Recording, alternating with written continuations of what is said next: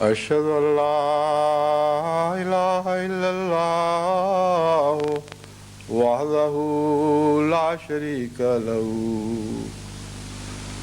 وأشهد أن محمدا عبده ورسوله أما بعد فأعوذ بالله من الشيطان الرجيم بسم الله الرحمن الرحيم الحمد لله رب العالمين الرحمن الرحيم مالك يوم الدين إياك نعبد وإياك نستعين اهدنا الصراط المستقيم صراط الذين أنعمت عليهم غير المغضوب عليهم ولا الضالين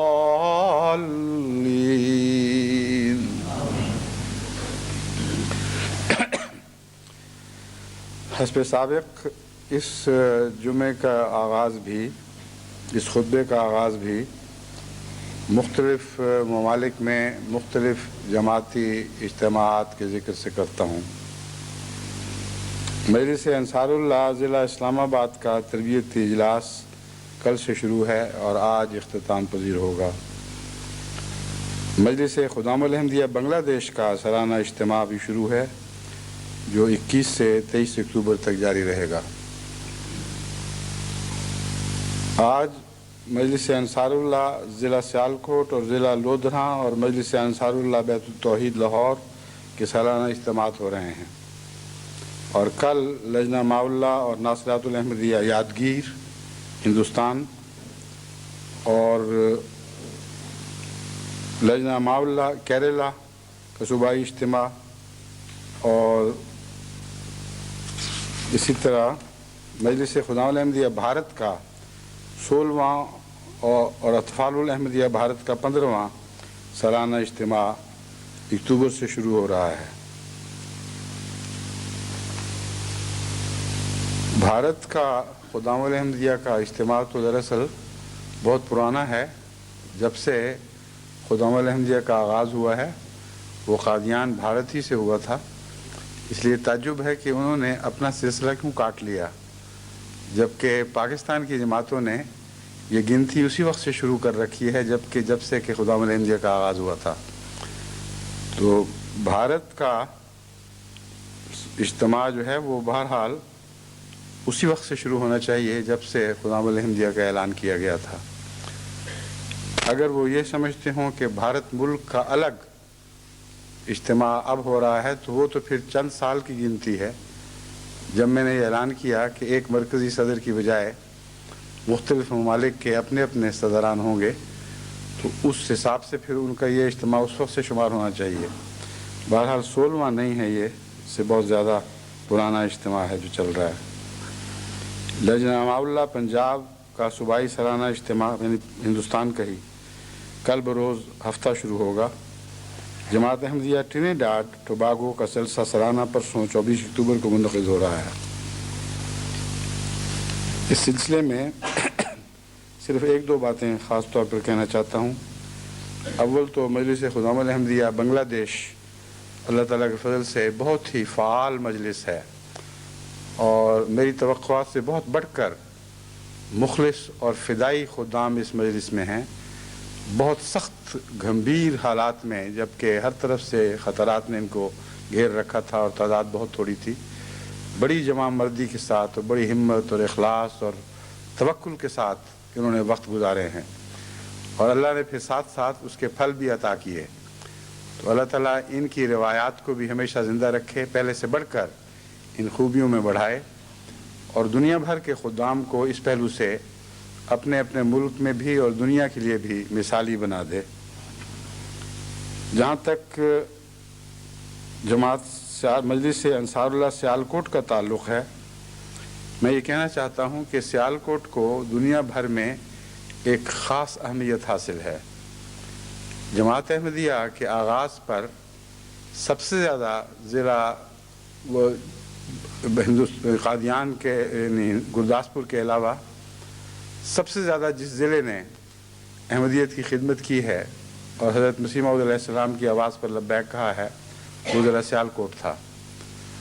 اور اس پہلو سے خدا تعالیٰ نے بھی اس ضلع کے احمدیوں پر اتنے فضل نازل فرمائے کہ آج ساری دنیا میں ان بزرگوں کی اولادیں وہ اپنے باپ دادا کی خدمات کا پھل کھا رہی ہیں، اور اتنی حیرت انگیز ترقیات ان خاندانوں کو ہوئی ہیں کہ انسان حیرت سے دیکھتا ہے کہ کس ضلع سے لوگ اٹھے ہیں اور کس طرح ساری دنیا پہ پھیل گئے اور دینی دنیاوی ہر لحاظ سے بڑی بڑی عظمتیں حاصل کیں، بڑے بڑے مقامات حاصل کیے، اور آئندہ ان خاندانوں نے دوسری جگہوں میں پھیل کر خدمت کے جھنڈے بلند کیے، اور ابھی بھی دنیا کی اجتماعی خدمات میں سیالکوٹ کے احمدیوں کی نسلوں کی خدمات کو ایک نمایاں حیثیت حاصل ہے۔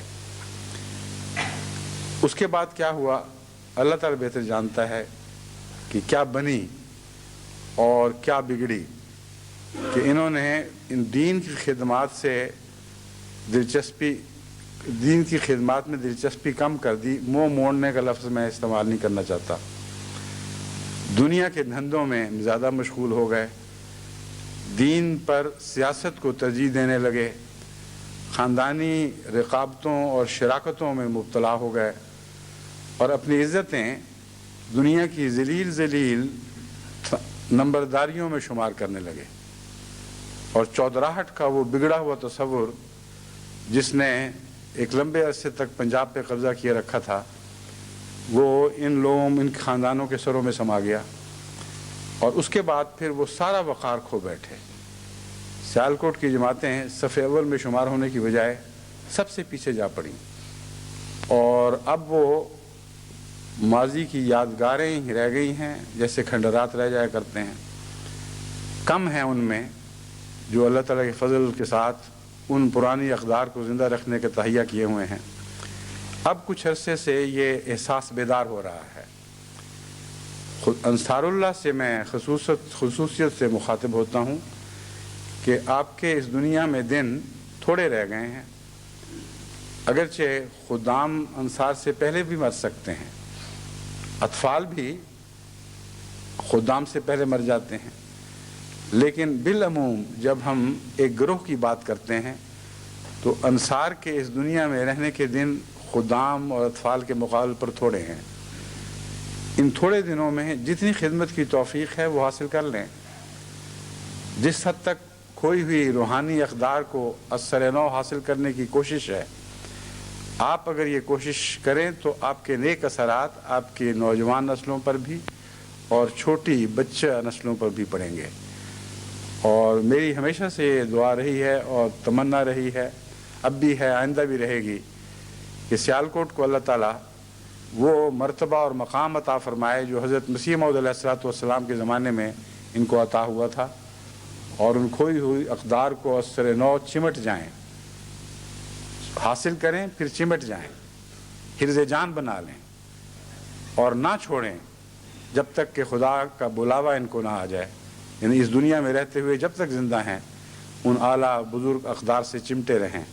اسی میں ان کی زندگی ہے، اسی میں ان کی دنیا ہے، اسی میں دین ہے۔ جب سے جو وہ وبا پڑی ہے جو اس کا میں نے ذکر کیا ہے، سیالکوٹ کی جماعتوں کا نہ دین رہا نہ دنیا رہی، آپس میں پھٹ گئیں، عزتیں اور وقار مٹ گئے۔ اس ضلع میں وہ لوگ جو پہلے تصور بھی نہیں کر سکتے تھے جماعت احمدیہ پر زبانیں دراز کرنے کا، جن پر ایک عظیم رعب طاری تھا جماعت کا، ان لوگوں نے اٹھ کے ان کو بھی گالیاں دیں، مسیح موعود علیہ السلام کے خلاف بھی زبانیں دراز کیں اور ہر طرح سے گند اچھالے۔ تو یہ کوئی زندہ رہنے کے آثار نہیں ہیں، زندہ رہنے کی اسلوب نہیں ہے۔ اگر زندہ رہنا ہے تو شان کے ساتھ زندہ رہیں، گھٹ کر اور گر کر اور دنیا کے سامنے بچھ کر زندہ رہنے کے انداز موت سے زیادہ مشابہ ہیں، زندگی سے کم۔ اور اس امر کو باقی سب جماعتیں اور خدام اور انصار اور لجنات بھی یاد رکھیں کہ اسی میں زندگی کا راز ہے کہ انسان دین کو دنیا پر مقدم رکھے۔ جس دن آپ نے دنیا کو دین پر مقدم کرنا شروع کیا، وہی دن آپ کی ہلاکت کے سفر کا آغاز کا دن ہوگا۔ پھر ہر قدم آپ کا تنزل کی طرف اٹھے گا۔ اس لیے اس بنیادی نقطے کو ہمیشہ یاد رکھیں، اور یہی تبتل کا مضمون ہے جو میں بیان کر رہا ہوں۔ حضرت اقدس مسیح موعود علیہ الصلوۃ والسلام نے اس ایک جملے میں آپ کو ہمیشہ کے لیے تبتل کا راز سمجھا دیا کہ میں دین کو دنیا پر مقدم رکھوں گا۔ چھوڑنے کا نہیں فرمایا، مقدم رکھنے کا فرمایا ہے۔ ہندوستان کی جماعتوں کے لیے بھی یہی پیغام ہے۔ ہندوستان کی لجنہ اماء اللہ سے متعلق میں یہ ذکر کرنا چاہتا ہوں کہ خدا کے فضل سے بہت اچھی لجنہ ہے، بہت بیدار ہے، خدمات میں مردوں سے پیچھے نہیں بلکہ بسا اوقات آگے نکل جاتی ہے۔ اللہ تعالیٰ ان لجنات کو بھی اللہ اپنے فضل کے ساتھ ہمیشہ نیکیوں پر قائم رہنے کی اور آگے بڑھنے کی توفیق عطا فرماتا رہے۔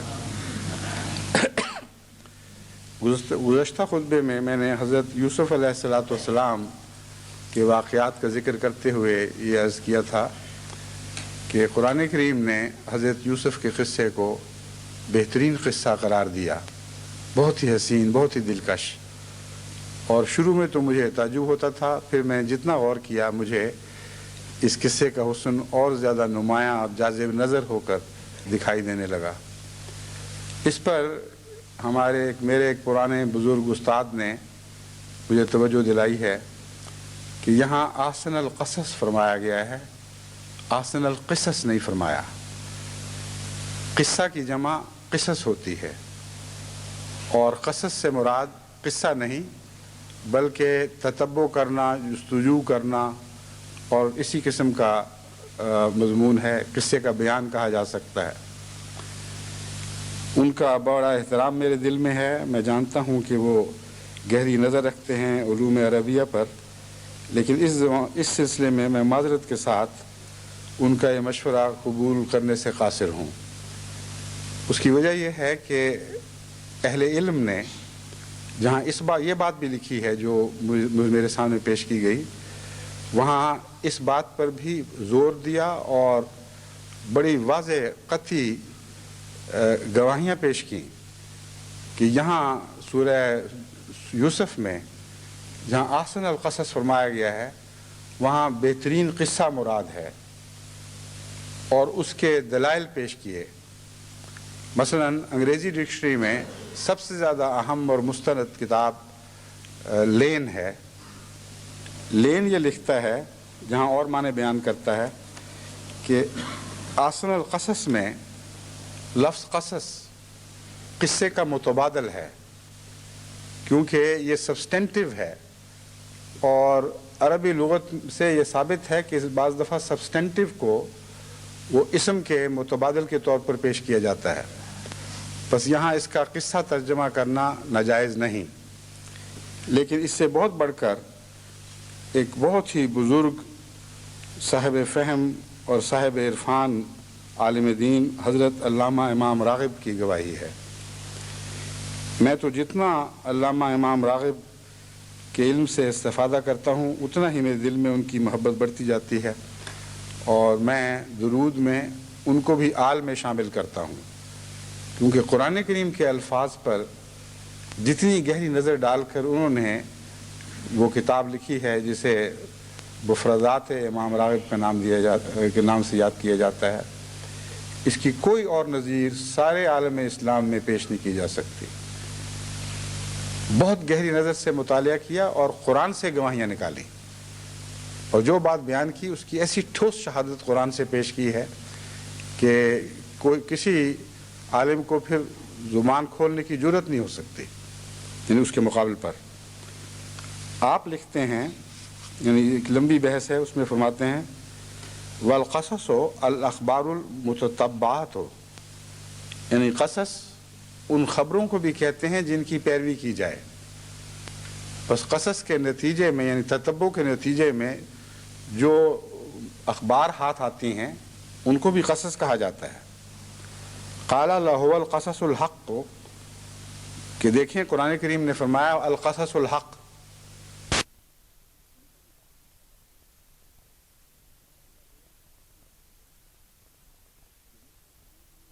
پھر فرماتے ہیں وَقَصَّ عَلَيْهِ الْقَصَصَ، قرآن کریم نے فرمایا قصّ علیہ القصص. اس نے یہ قصّ علیہ القصص آیت قرآنی ہے نا. قصّ علیہ القصص، اس نے قصے بیان فرمائے اور قصص نہیں فرمایا. یہاں بیان کرنے کا طریق بیان فرمایا تو مراد ہو ہی نہیں سکتی. بس ثابت ہوا کہ قرآن لفظ قصص کو قصہ کے متبادل بھی استعمال کرتا ہے. پھر اس آیت کا حوالہ دیتے ہوئے فرماتے ہیں نقص علیک احسن القصص، ہم تیرے سامنے بہترین قصہ بیان کر رہے ہیں، سب سے زیادہ حسین قصہ بیان کر رہے ہیں. بس ان مثالوں میں جہاں قصص قصہ کے معنوں میں استعمال ہوا ہے، حضرت امام راغب نے اس آیت کریمہ کو بھی شامل کر لیا ہے. یہ میں اس لیے بیان کر رہا ہوں کہ یہ بزرگ عالم جن کا میں نے ذکر کیا ہے، یہ تو ہمیشہ بلا تردد جب بھی ان کے ذہن میں کوئی ایسا خیال آئے کہ جس کی طرف مجھے متوجہ کرنا ہو، یہ ضرور متوجہ فرماتے ہیں. اور یہ ان کا بڑا احسان ہے کہ اس معاملے میں کسی جھوٹے خوف میں یا جھوٹے ادب میں مبتلا نہیں ہوتے. لیکن بہت سے ایسے علماء ہیں جو سمجھتے ہوں کہ میں نے غلط بات کہی ہے، لیکن دل میں اس وجہ سے چھپا جاتے ہیں کہ شاید ادب کا غلط تصور ہے، یا اس وجہ سے چپ ہو جاتے ہیں کہ میرے تقویٰ کا غلط تصور ہے اور ڈرتے ہیں کہ میں برا مناؤں گا. ان سب کے علم میں یہ بات آ جانی چاہیے کہ یہ ترجمہ درست ہے، غلط نہیں ہے. اگرچہ بعض علماء لفظ قصص کا دوسرا معنی بھی لیتے ہیں جو غلط نہیں، لیکن بہت بڑے بڑے علماء کے نزدیک یہ بھی درست ہے.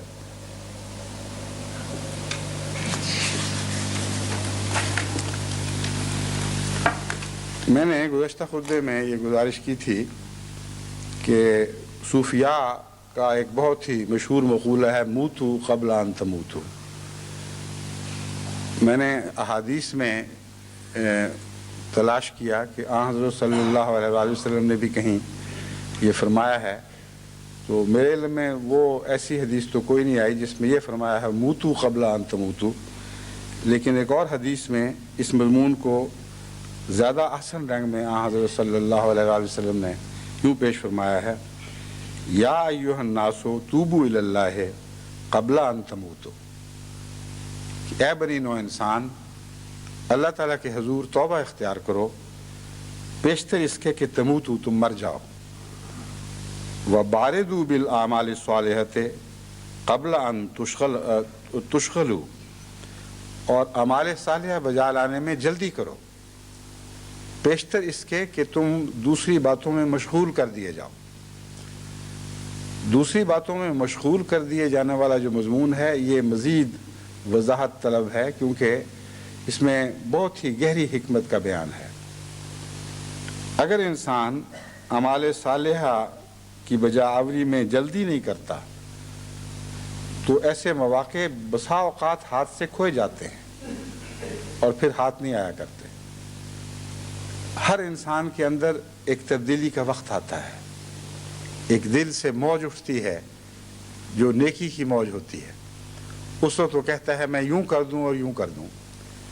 قرآن کریم کے مطالعہ کے وقت، احادیث کے مطالعہ کے وقت، بزرگوں کے اقوال، حضرت اقدس مسیح موعود علیہ السلام کے خصوصاً ملفوظات سے بارہا دل میں ایسی لہریں اٹھتی ہیں کہ میں اپنے آپ کو یہ کرنے پر آمادہ پا رہا ہوں، میرا دل چاہتا ہے میں ایسا ہو جاؤں.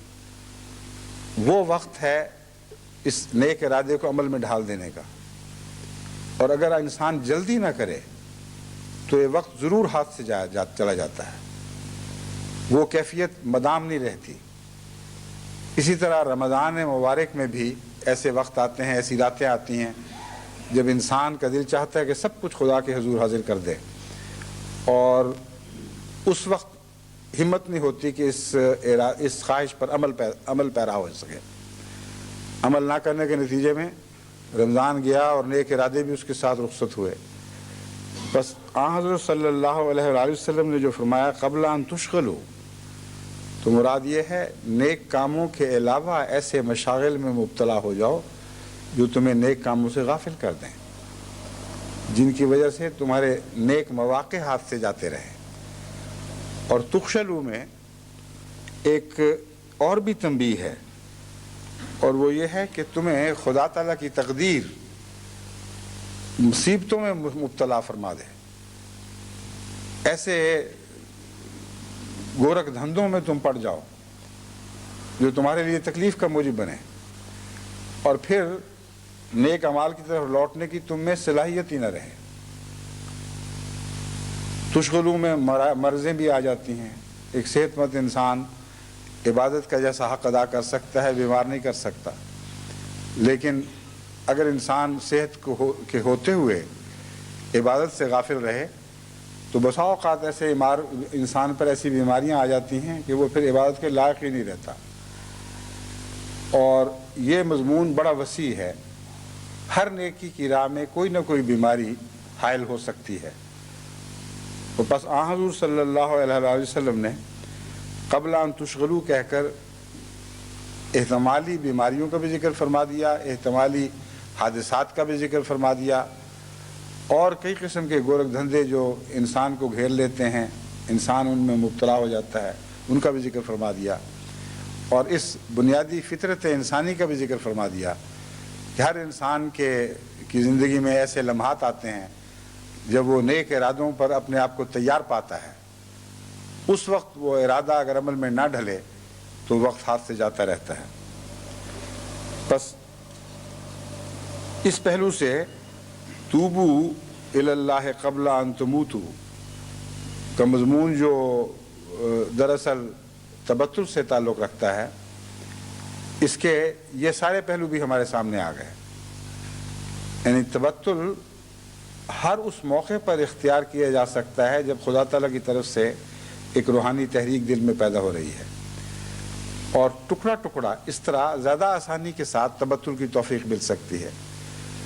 جب ایک نیکی کی لہر دل میں دوڑی، اسی سے پر عمل کر لیا، کیونکہ وہ سب سے زیادہ آسان موقع ہے عمل کرنے کا، کیونکہ دل کی ہوائیں اور دل کے مزاج اس نیکی کو اختیار کرنے کے مطابق چل رہے ہیں، ان کے مخالف نہیں چل رہے۔ اس پہلو سے تبتل کو اختیار کرنے کے طریق ہمیں سمجھا دیے گئے کہ اگر تم زور اور کوشش کے ساتھ تبتل اختیار کرنے کی کوشش کرو گے، یعنی بعض بدیاں چھوڑ کر نیکیوں کی طرف آنے کی کوشش کرو گے، تو ممکن ہے تمہیں توفیق نہ ملے۔ ہم تمہیں بتاتے ہیں کہ ایسے وقت تم پر ضرور آئیں گے جب نیکی کی طبی تحریک دل میں پیدا ہو رہی ہے، اس وقت تبتل اختیار کر لینا، ورنہ تشغلوا، ورنہ وہ بیماریاں جن سے ہم تمہیں بچ کر خدا کی طرف آنے کی ہدایت کر رہے ہیں وہ تمہیں گھیر لیں گی، تم ان میں مشغول ہو جاؤ گے، پھر تمہارا ان سے بچ نکلنا مشکل ہو جائے گا۔ حضرت مسیح موعود علیہ الصلوۃ والسلام تبتل کے مضمون پر فرماتے ہیں، اللہ تعالیٰ کو واحد سمجھتا ہے، یعنی انسان جو اللہ تعالیٰ کو واحد سمجھتا ہے پھر دوسرے سے بھی تعلق رکھتا ہے، تو توحید کہاں رہی؟ ایک نہ رہا، کچھ اور بھی اس کے ساتھ پیدا ہو گئے۔ یا خدا تعالیٰ کو رازق مانتا ہے مگر کسی دوسرے پر بھروسہ کرتا ہے، یا دوسرے سے محبت کرتا ہے، یا کسی سے امید اور خوف رکھتا ہے، تو اس نے واحد کہاں مانا؟ غرض ہر پہلو سے اللہ تعالیٰ کو واحد ماننے سے توحید حقیقی متحقق ہوتی ہے، مگر یہ اپنے اختیار میں نہیں، اللہ تعالیٰ کے فضل اور اس کی ہستی پر کامل یقین سے پیدا ہوتی ہے۔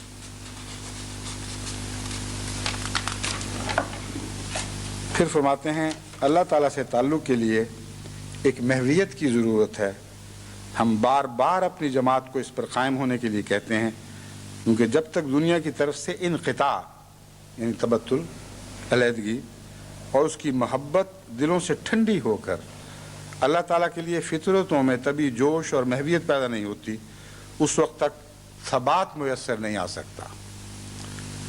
یہ بہت ہی گہرا مضمون ہے جو حضرت اقدس مسیح موعود علیہ السلام نے بیان فرمایا، اس کو غور سے سمجھیں اور اس سے استفادہ کریں۔ فرمایا اللہ تعالیٰ سے تعلق کے لیے ایک محویت کی ضرورت ہے۔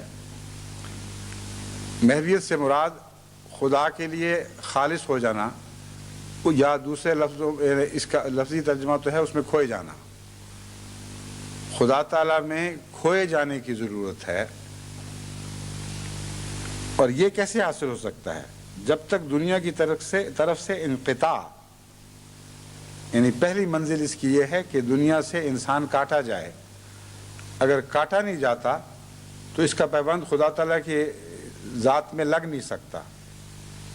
یعنی ذات کا لفظ تو شاید اس عنوانوں میں اطلاق نہ پاتا ہو، لیکن خدا تعالیٰ کی صفات حسنہ کے ساتھ میرا مطلب ہے انسان کا پیوند ہو نہیں سکتا جب تک کہ صفات سیئہ سے اس کا تعلق کاٹا نہیں جاتا، اور اس کی محبت دلوں سے ٹھنڈی ہو کر، یعنی دنیا کی محبت دلوں سے ٹھنڈی ہو کر اللہ تعالیٰ کے لیے فطرتوں میں طبی جوش اور محویت پیدا نہیں ہوتی۔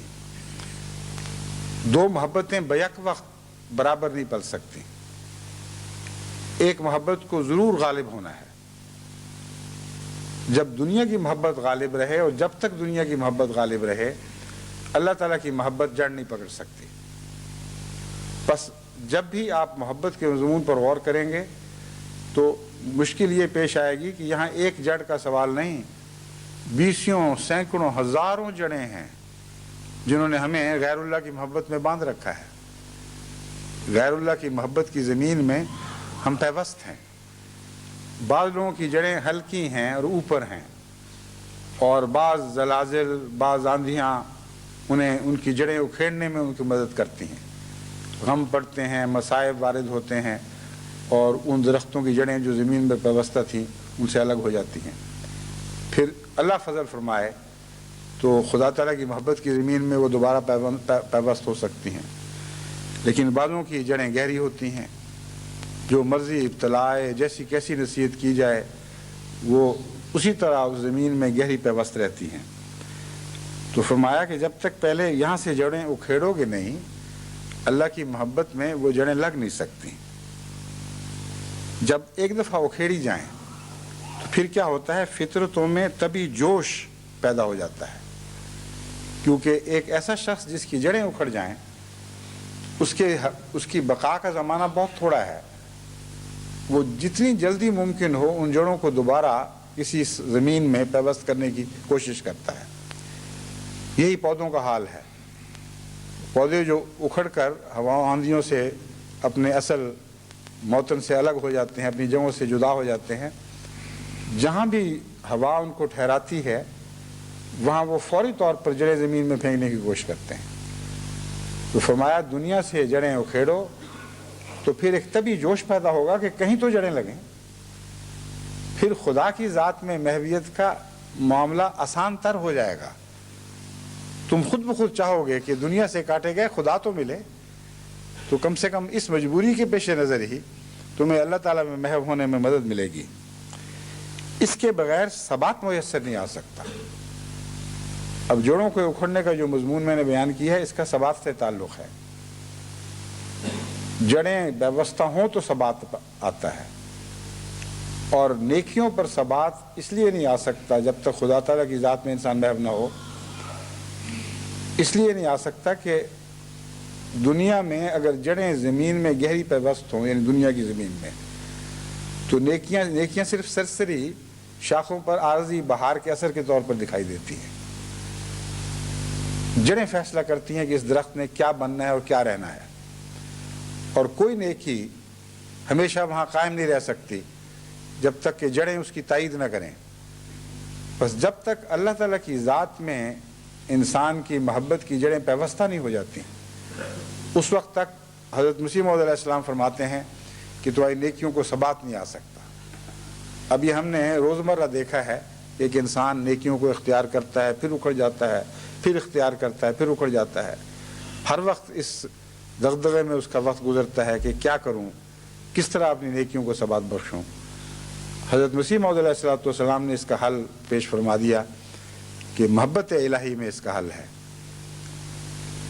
ہر محبت کے مقابل پر ایک محبت الہی کا موقع ہے. جس محبت میں تم دنیا سے تعلق کاٹ کے اللہ تعالیٰ کی محبت اختیار کرو گے، لازماً وہیں تمہاری ان نیکیوں کو ثبات مل جائے گا جن کا اس مضمون سے تعلق ہے. پھر حضرت صلی اللہ علیہ وآلہ وسلم کی مثال دیتے ہوئے حضور فرماتے ہیں، حضرت مسیح موعود علیہ السلام فرماتے ہیں، حضرت صلی اللہ علیہ وسلم اس قدر خدا میں گم اور محو ہو گئے تھے کہ آپ کی زندگی کے تمام انفاس اور آپ کی موت محض خدا تعالیٰ کے لیے ہو گئی تھی، اور آپ کے وجود میں نفس، مخلوق اور اسباب کا کچھ حصہ باقی نہیں رہا تھا. یہ کامل تبتل ہے. آپ کے وجود میں نفس، مخلوق اور اسباب کا کچھ حصہ باقی نہیں رہا تھا، اور آپ کی روح خدا کے آستانے پر ایسے اخلاص سے گری تھی کہ اس میں غیر کی ایک ذرہ آمیزش نہیں رہی تھی. یہ تبتل کا مضمون ہے، اپنی انتہا تک پہنچا ہوا.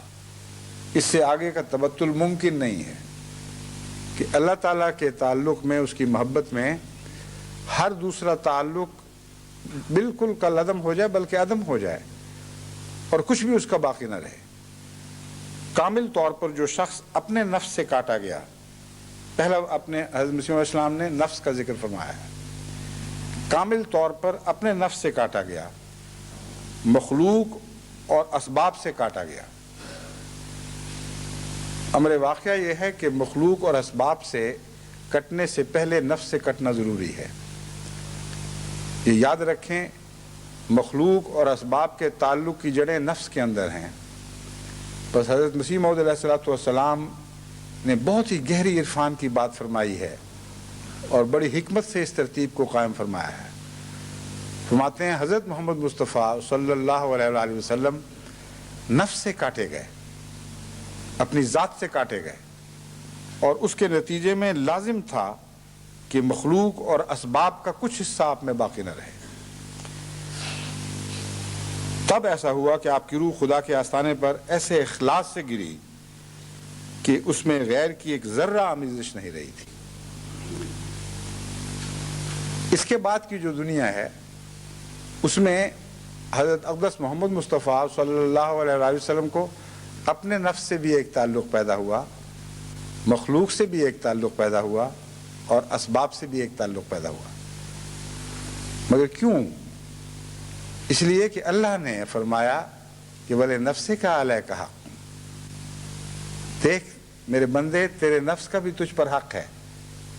بس وہ قطع تعلقی ایک نئے تعلق میں تبدیل ہو گئی جو اللہ کی طرف سے ملا. اور یہی مضمون خلق سے تعلق اور اسباب کے ساتھ تعلق پر بھی برابر حاوی ہے اور برابر اطلاق پاتا ہے.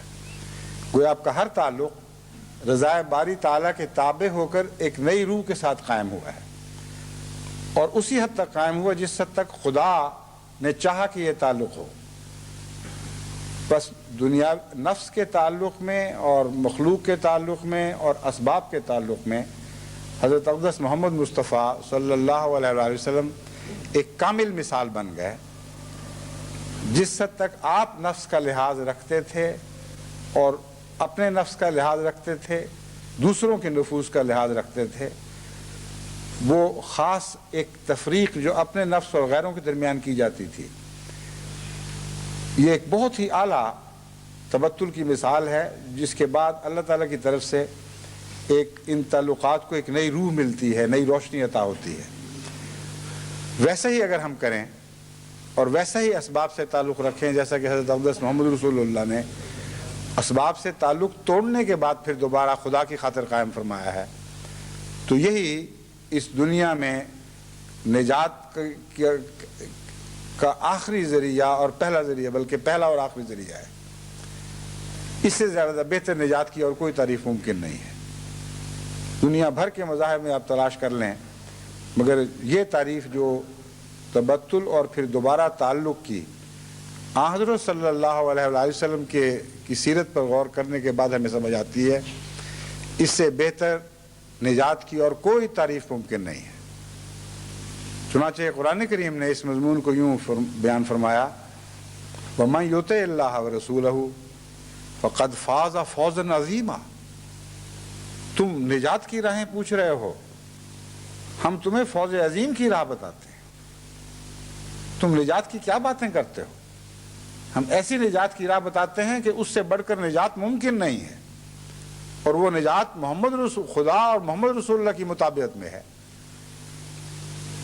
اللہ کی اطاعت کرو، محمد رسول اللہ کی اطاعت کرو، اس میں ساری نجات ہے۔ بس میں جو نجات کا مضمون اس کے ساتھ باندھ رہا ہوں اپنی طرف سے نہیں، بلکہ قرآن کریم نے واضح طور پر اس کو نجات ہی کے مضمون کے طور پر پیش فرمایا ہے۔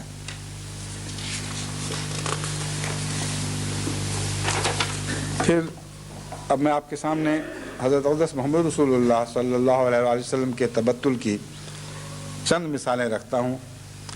یہ تو ایک بہت ہی وسیع مضمون ہے اور بے شمار مثالیں پیش کی جا سکتی ہیں، مگر چند ایسی مثالیں جن سے آپ کو یہ مضمون سمجھنے میں آسانی ہوگی میں نے چنی ہیں۔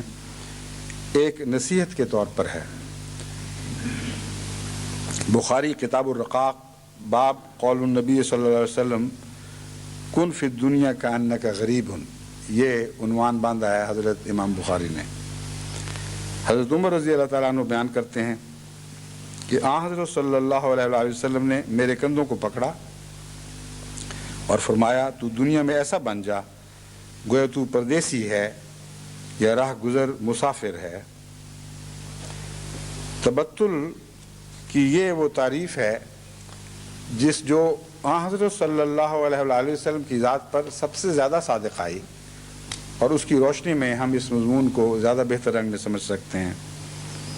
ترمذی کتاب الزہد میں حضرت عبداللہ بن مسعود کی روایت ہے کہ ایک دفعہ حضرت صلی اللہ علیہ وآلہ وسلم چٹائی پر سو رہے تھے۔ جب اٹھے تو چٹائی کے نشان پہلو مبارک پر نظر آئے۔ ہم نے عرض کیا، اے اللہ کے رسول، ہم آپ کے لیے نرم سا گدیلا نہ بنا دیں؟ اگر ہم ایک نرم سا گدیلا آپ کے لیے بنا دیں تو کیا اچھا نہ ہو؟ آپ نے فرمایا، مجھے دنیا اور اس کے آراموں سے کیا تعلق؟ مجھے دنیا اور اس کے آراموں سے کیا تعلق؟ میں اس دنیا میں اس شتر سوار کی طرح ہوں جو ایک درخت کے نیچے سستانے کے لیے اترا اور پھر شام کے وقت اس کو چھوڑ کر آگے چل کھڑا ہوا۔ عجیب مثال ہے یہ۔ آپ سفر کرتے ہیں تو آپ کو بہت سی چیزیں اچھی بھی لگتی ہیں۔ سفر کی مثال سے ثابت ہوتا ہے کہ چیزوں کا پسند آنا منع نہیں ہے، آرام کی بھی ضرورت پڑتی ہے۔ کئی سایہ دار اشجار راہ میں آپ کی مہمانی کے لیے، آپ کو آرام پہنچانے کے لیے اللہ تعالیٰ نے پیدا فرما رکھے ہیں، لیکن سفر کی حالتوں پر غور کر کے دیکھیں، وہ سب تعلقات عارضی دکھائی دیتے ہیں، اور کسی جگہ انسان اپنی منزل بنا کے نہیں ٹھہر جایا کرتا۔ اچھے مقامات بھی آتے ہیں، برے مقامات بھی آتے ہیں، سبزہ زاروں میں چشمے بھی بہ رہے ہوتے ہیں، میٹھے پانی بھی مہیا ہوتے ہیں، صحراؤں میں پیاس کی تلخیاں بھی برداشت کی جاتی ہیں، اور کئی قسم کی مصیبتیں ہیں۔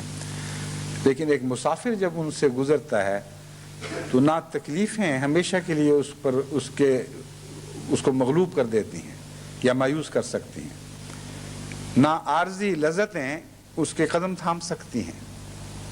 وہ سمجھتا ہے کہ یہ لذتیں بھی عارضی ہیں، یہ میرا اصل مقام نہیں ہے، اور یہ تکلیفیں بھی آئیں اور چلی گئیں، میری منزل تو کہیں اور ہے۔ بس ہمیشہ منزل کا خیال اس کے دامنگیر رہتا ہے، اور سفر کے تعلقات کبھی بھی دائمی نہیں بن سکتے۔ یہ مجھے یاد ہے بچپن میں، چونکہ مجھے پہاڑوں پر بہت شوق تھا جانے کا، ہمالیہ کی خوبصورت پہاڑوں پر جو بہت وسیع سلسلہ ہے، جب بھی جاتا تھا اور جب اسکول کی چھٹیوں کے دن ختم ہو رہے ہوتے تھے، واپس جانا ہوتا تھا، تو مجھے بہادر شاہ ظفر کا یہ شعر یاد آ جاتا تھا، اور اکثر ان جگہوں پہ بیٹھ کے شعر گنگنا کر میں بہت لذت محسوس کرتا تھا۔ اور وہ شعر یہ ہے کہ جو چمن سے گزرے تو اے صبا تو یہ کہنا بلبل زار سے، جو چمن سے گزرے تو اے صبا تو یہ کہنا بلبل زار سے کہ خزاں کے دن بھی قریب ہیں، نہ لگانا دل کو بہار سے۔ بس انسان کے لیے خواہ خوبصورت جگہ ہوں یا تکلیف دہ جگہ، بہار کے موسم ہوں یا خزاں کے موسم ہوں، پیغام واحد یہی ہے جو حضرت اقدس محمد رسول اللہ صلی اللہ علیہ وآلہ وسلم نے دیا ہے کہ نہ وقتی آرام تمہارے مزاج کو تمہیں متکبر کر دیں اور جھوٹی ملکیت کی تمنائیں تمہارے دلوں میں پیدا کریں، نہ عارضی تکلیف دہ مقامات تم پر نفسیاتی لحاظ سے غالب آ کر تمہیں مایوس کر دیں اور تم سمجھو کہ تمہارا سب کچھ ہاتھ سے جاتا رہا۔ مسافر کی طرح رہو گے تو آرام کی زندگی کے ساتھ بھی تمہارے تعلقات درست رہیں گے، اور تکلیف کی زندگی کے ساتھ بھی تمہارے تعلقات درست رہیں گے۔ پھر حضرت سہل رضی اللہ تعالیٰ عنہ بیان کرتے ہیں، ایک شخص آن حضرت صلی اللہ علیہ وآلہ وسلم کی خدمت میں حاضر ہوا اور عرض کیا، اے اللہ کے رسول، مجھے کوئی ایسا کام بتائیے کہ جب میں اسے کروں تو اللہ تعالیٰ مجھ سے محبت کرنے لگے اور باقی لوگ بھی مجھے چاہنے لگیں۔ بڑا مشکل سوال ہے۔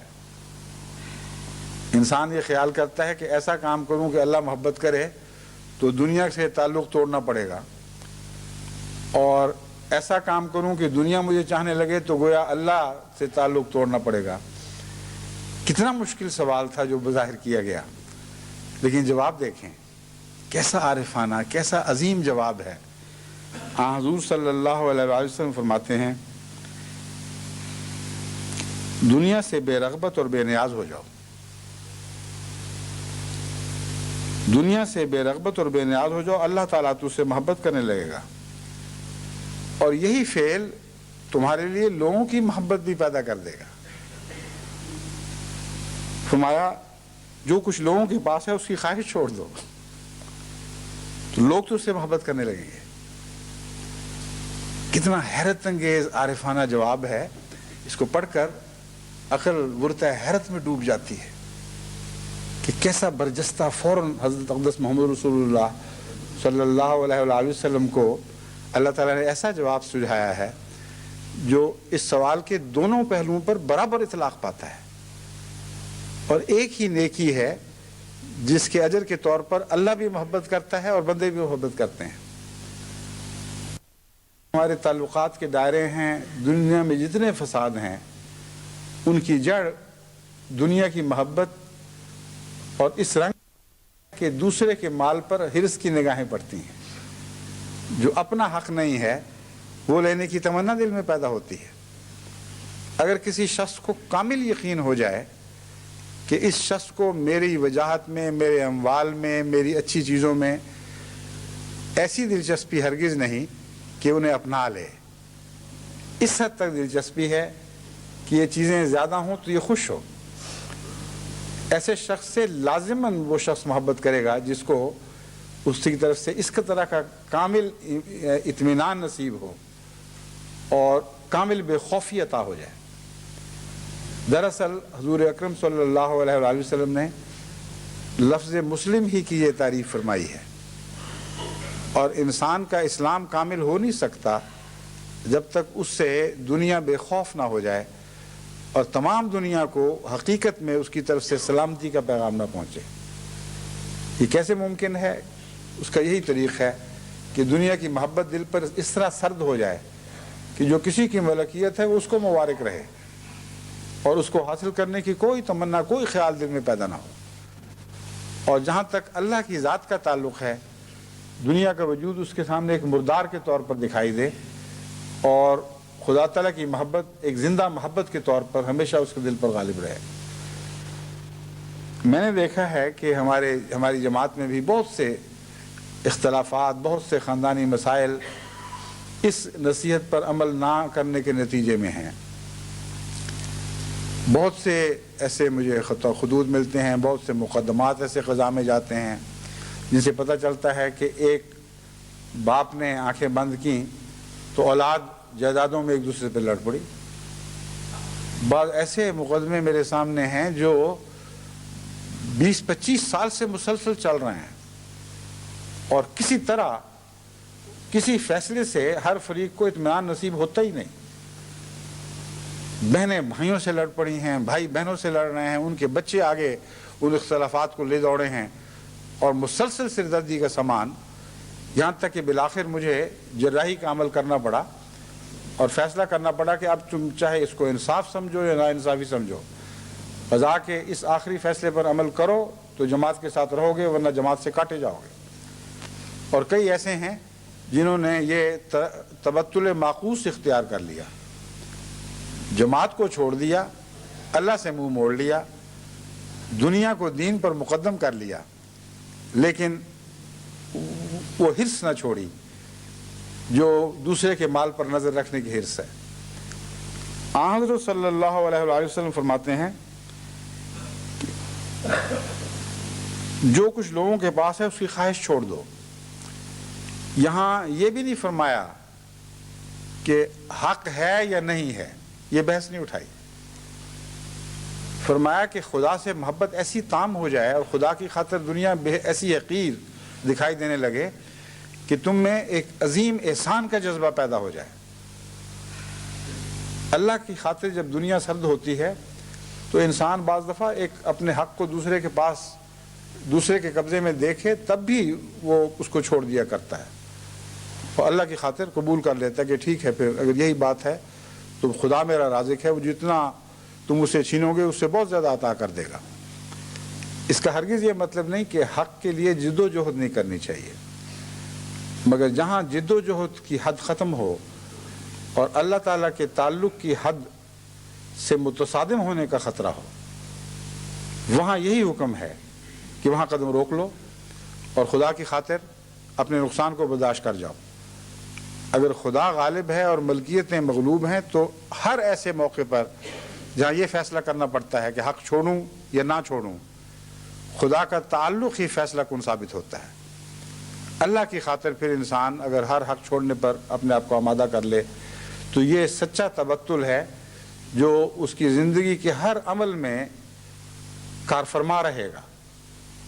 اور جہاں بھی مقام، ایسا مقام آئے جہاں ایک چیز سے علیحدگی، دوسری چیز کو اختیار کرنے کے فیصلے کرنے پڑتے ہیں، وہاں انسان ہمیشہ صحیح فیصلہ کرے گا۔ میں نے تو دیکھا ہے بہنوں کے حق لوگ مار جاتے ہیں اور ان کو محروم کر دیتے ہیں وراثتوں سے۔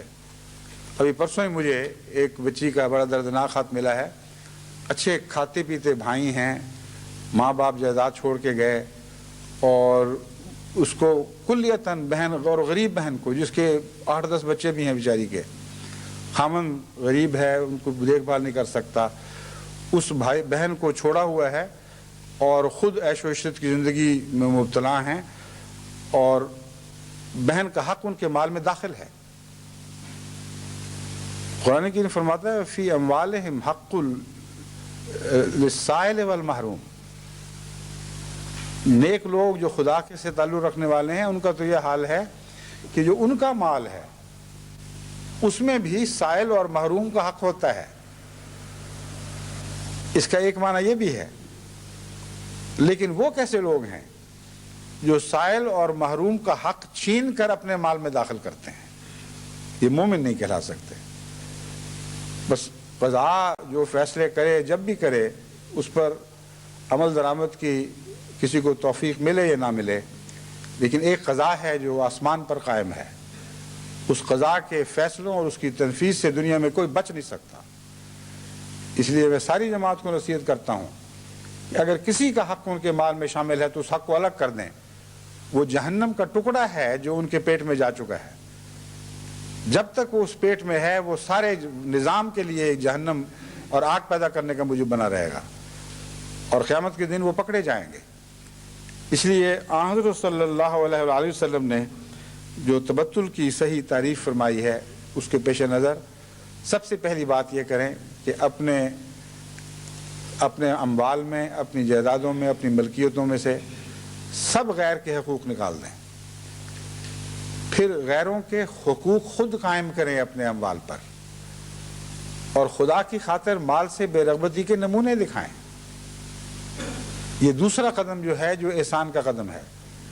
اگر انسان کی محبت دنیا پر ٹھنڈی ہو جاتی ہے، دنیا پر انسان کی محبت ٹھنڈی ہو جاتی ہے اور خدا کی محبت باقی رہ جاتی ہے، تو پھر جہاں بھی کوئی محروم نظر آئے گا، جہاں بھی سائل دکھائی دے گا، جہاں بھی تکلیف میں مبتلا کوئی شخص سامنے آئے گا، انسان خدا کی خاطر ضرور کچھ نہ کچھ اس کے لیے خدمت کی کوشش کرتا ہے۔ بہنوں کا حق تو ایک ایسا عظیم حق ہے کہ حضرت عمر رضی اللہ تعالیٰ عنہ کے متعلق یہ بیان کیا جاتا ہے کہ ایک شخص کی مثال اس کے سامنے، ایک عورت کی مثال بتائی گئی کہ وہ اپنے بھائی کے مدح میں گیت کہتے ہوئے تھکتی نہیں ہے، مسلسل کہتی چلی جاتی ہے، اس کی تعریف میں ہمیشہ رطب اللسان رہتی ہے۔ حضرت عمر نے اس سے پوچھا کہ کیا ہو گیا ہے تمہیں، یہ کیا دیوانگی ہے کہ ایک شخص کے ذکر سے تم تک ہی نہیں رہی؟ اس نے کہا آپ کو پتہ نہیں میرا بھائی کیسا تھا، وہ تو ایسا تھا کہ میرے ماں باپ کی وفات کے بعد آدھی جائیداد بانٹ کر برابر میرے سپرد کر دی۔ ابھی اسلام کی وراثت کا نظام نہیں آیا تھا، اس وقت کی بات ہے، اور میرا خامن عیش و عشرت میں مبتلا، عیاش، غیر ذمہ دار، اس نے وہ ساری جائیداد ضائع کر دی۔ میرے بھائی کو پتہ چلا، پھر اس نے اپنی جائیداد آدھی کی اور آدھی میرے سپرد کر دی۔ وہ کہتی ہے 7 دفعہ اس طرح ہوا ہے، 7 دفعہ میرے خامن نے اس نیک بھائی کی جائیداد ضائع کی، اور 7 دفعہ اس نے ہر پاک کمائی میں سے آدھا کر کے میرے سپرد کر دیا کہ لو تم تکلیف میں نہ رہو۔ یہ ذکر سن کر حضرت عمر کی آنکھوں سے آنسو جاری ہو گئے، اور آپ نے سواد فرما دیا کہ ہاں تم ٹھیک کرتی ہو، اس بھائی کا حق ہے کہ اس کی سرحمد کے گیت گائے جائیں۔ بس اصل تعلق جو بہن بھائی کا ہے وہ تو یہ ہے کہ انسان اپنی بہنوں کی خاطر کوشش کرے، اگر ویسا نہیں بن سکتا جیسے وہ بھائی تھا، کچھ نہ کچھ تو بہنوں کی رعایت رکھے۔ کجا یہ کہ ان کے مال کھا کر بیٹھا ہوا اور اس کی اولاد نازوں کے ساتھ پل رہی ہو اور بہن کے بچے بیچارے بھوکے مر رہے ہوں، تو تبتل کے مضمون کو جتنا سمجھیں گے اتنا ہی آپ بہتر انسان بنتے چلے جائیں گے۔ تبتل سب سے پہلے نیتوں میں ہوتا ہے، جب نیتوں کے تبتل میں دنیا کی کوئی قیمت آپ کے سامنے نہیں رہے گی تو پھر سوال ہی نہیں پیدا ہوتا کہ آپ کسی کا حق ماریں، اور اس کے بعد پھر لازماً خدا بھی آپ سے محبت کرے گا اور بنی نوع انسان بھی ضرور آپ سے محبت کریں گے۔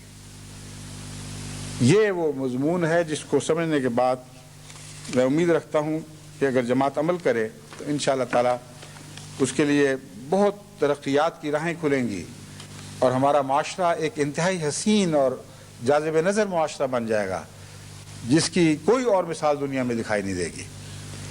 اس مضمون کے باقی حصے کو چھیڑنے سے پہلے اب میں ایک وفات کا اعلان کرنا چاہتا ہوں، اور اس کے ساتھ ہی نماز جنازہ غائب کا۔ ہمارے ایک بہت ہی فدائی واقف زندگی امیر جماعت احمدیہ کینیڈا کی بیگم فیضیہ کل وفات پا گئی ہیں، اور میں ذاتی طور پر جانتا ہوں بہت ہی خاموش قربانیاں کرنے والی، بہت ہی دعاگو، نیک فطرت خاتون، ایسی کہ میرے علم میں نہیں کہ کبھی زندگی میں انہوں نے کسی کو کوئی دکھ دیا ہو، کبھی ان کے خلاف جماعت میں کسی کی طرف سے کبھی کوئی شکایت نہیں سنی، ورنہ اور بھی مبلغین کی بیویاں ہوتی ہیں، غلطیوں سے یا اپنی غلطی سے یا کسی کی غلطی سے یہ تاثر ضرور پیدا ہو جاتا ہے کہ انہوں نے کسی کو دکھ پہنچایا، اور جب میں دوروں پر جاتا ہوں تو مجھ سے ذکر چلتے ہیں، لیکن اس نیک خاتون کے متعلق اچھی بات ہی سنی ہے، ہمیشہ لوگوں کی بھلائی میں وقف تھی اور بڑے صبر کے ساتھ واقفی زندگی کے ساتھ گزارا کیا ہے، ایک ایسے واقفی کی زندگی کے ساتھ جو اپنے اہل و عیال کہ حق کو بعض دفعہ نظر انداز کر کے جماعت کی خدمت میں لگا رہتا تھا. تو اللہ تعالیٰ انہیں غنی کے رحمت فرمائے اور ہماری سب خواتین کو ان کی ان نیک عادات کا حامل بنا دے جو خدا کی محبت بھی حاصل کرتی ہیں اور بنی نوع انسان کی بھی. اب میں اس مضمون کو ختم کرتا ہوں اور انشاءاللہ نماز جمعہ کے بعد ان کی نماز جنازہ ہوگی. اب آپ صف فوری طور پر نماز کے بعد صف بنا لیں.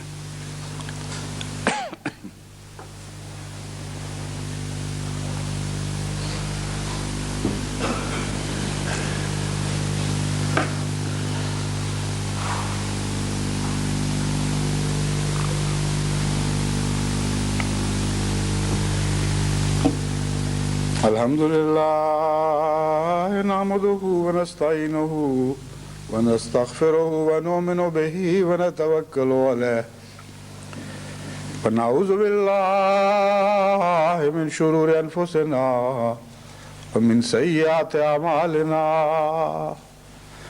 من يهده الله فلا مضل له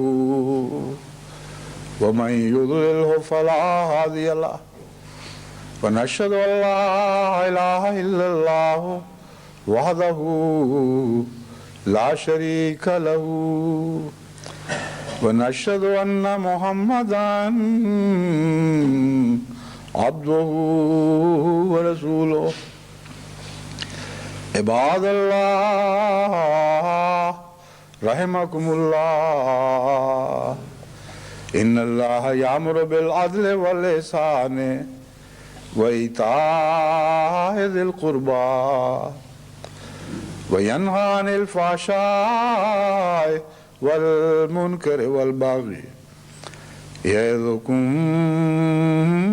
لعلكم تذكرون. اذكروا الله يذكركم وادعوه يستجب لكم ولذكر الله أكبر.